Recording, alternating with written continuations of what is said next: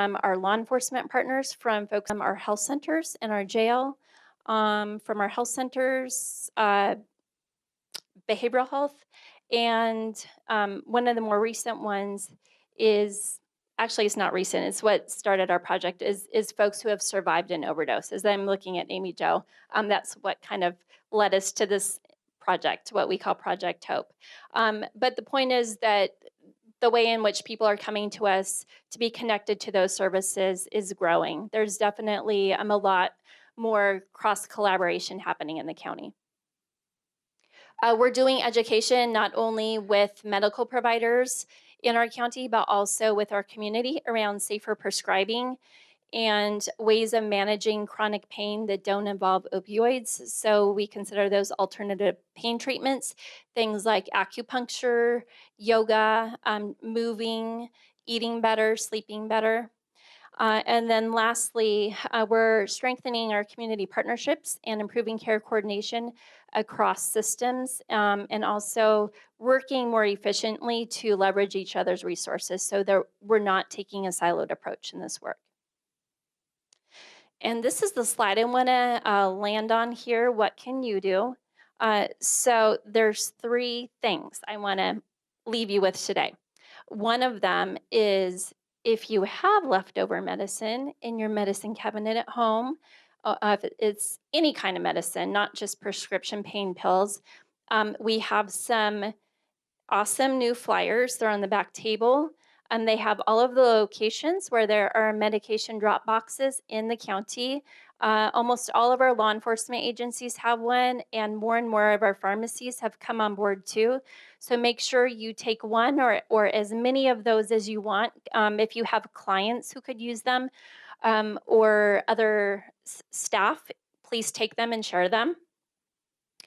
The second thing is to do your part to reduce stigma. What we need is more compassion around substance use disorders, and not judgment. So I'm willing to bet most of us in this room either know someone who has suffered from a substance use disorder or have ourselves. So I think if we can collectively start changing how we talk about and how we treat people with a substance use disorder, that we're going to make a big difference. And the third thing is to carry and get trained to administer naloxone, which is why you're here today. And I'm not sure if I have any time for questions. Am I? You actually have no time for questions, but Okay. I'm going to make time. So if April, that's such good information, and it's scary information, but if you guys have any questions, we can at least take a couple. And we may have time at the end too. And I'll be here if something comes to mind. Okay. All right. Thanks, Thank April. you.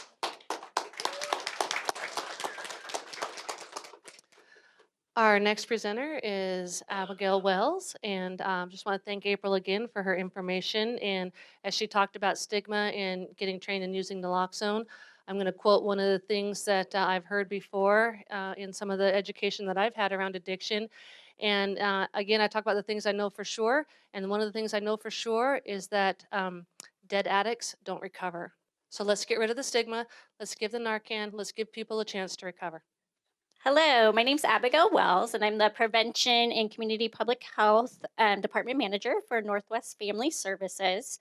Um, and I'm here just to talk a little bit about prevention. So I have been in the prevention field for over 10 years, and I kind of fell into it by accident, actually. I was a teacher and ended up going into prevention.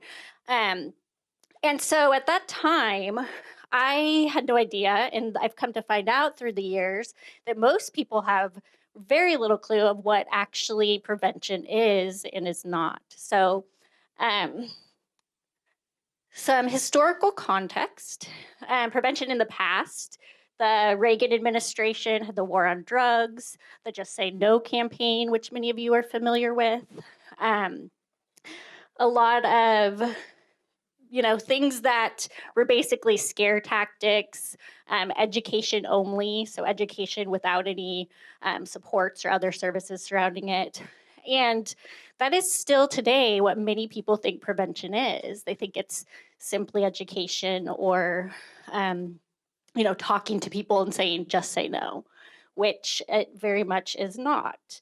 And it was found out probably about 10 years ago that the war on drugs is actually not working. And most of the strategies that have been utilized for a long time were not, in fact, effective.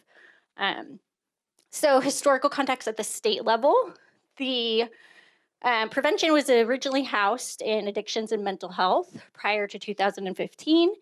And then OHA, Oregon Health Authority, reorganized it, and then it became housed at the state level in public health in 2015 to present.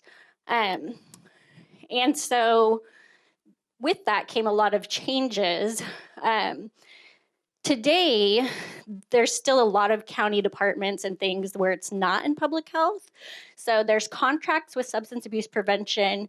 Some is on the commission on families, on children and families. Some is in, like here at Clackamas County, it's in the Children, Family, and Community Connections Department. Some is in public health. Some is in the Behavioral Health Department. There's counties in which prevention lies in the Juvenile Justice Department.